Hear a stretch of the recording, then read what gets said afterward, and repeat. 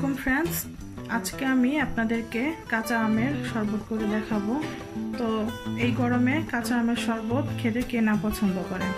তো আজকে আমি আম নিয়েছি এখানে 2টার মতো কাঁচা আম। তো আমগুলোকে আমি পাতলা করে কুচি করে নিয়েছি। এখানে আমি একটি জগে প্রায় হাফ লিটারের মতো পানি নিয়েছি। তো এই পানিটা ফুটানো পানি, নর্মাল পানি। তো এই পানিটার ভিতরে এখন আমি দিয়ে দিচ্ছি আমার যে কুচানো আমগুলো।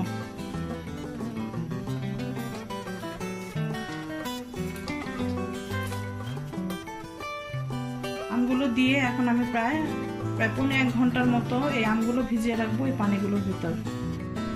আমি এখানে একটি ব্লেন্ডার জগ নিয়ে নিয়েছি। তো ব্লেন্ডার জগে আমি দিয়ে দিচ্ছি প্রথমেই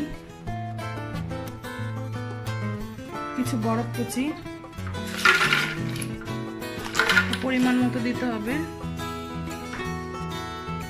দিয়ে দিচ্ছি চিনি হাফ কাপের মতো,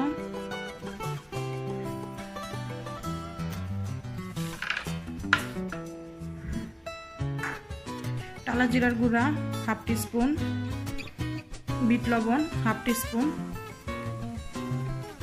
চাট মশলা 1 চিমটি পরিমাণ,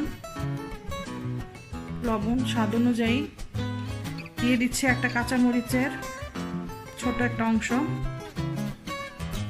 এখন দিয়ে দিচ্ছি যে আমটা আমি প্রায় 1 ঘন্টার মতো পানিতে ভিজিয়ে রেখেছিলাম, ওটা আমি সেপারেট করে ফেলেছি।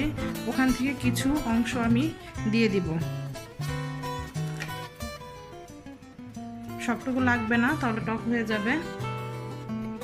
এখন দিয়ে দিব যে ছাঁকা পানিটা আমি রেখেছিলাম, আমটা ছেঁকে যে পানিটা হয়েছিল ওই পানিটা এখন আমি ব্লেন্ডার জগে দিয়ে দিচ্ছি।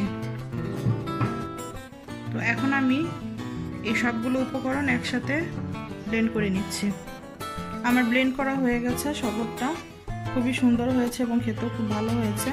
তবে এই ক্ষেত্রে মিষ্টির পরিমাণ এবং ঝালের পরিমাণ আপনারা কম বেশি করে নিতে পারেন। তো হয়ে গেল আমার কাঁচা আমের ঠান্ডা ঠান্ডা শরবত। আশা করি রেসিপিটি আপনাদের ভালো লেগেছে। খুবই সহজভাবে এই শরবতটি আমি করেছি এবং খেতেও খুব অসাধারণ। আপনারা বাসায় ট্রাই করবেন। আর যদি ভালো লেগে থাকে এই শরবতটি, তাহলে অবশ্যই আমাকে লাইক করবেন, শেয়ার করবেন, ফ্যামিলি অ্যান্ড ফ্রেন্ডসের সাথে কমেন্টস করবেন, প্রয়োজনে সাবস্ক্রাইব করবেন। সাবস্ক্রাইবের পাশে বেল আইকন বাটনটি অবশ্যই ক্লিক করবেন।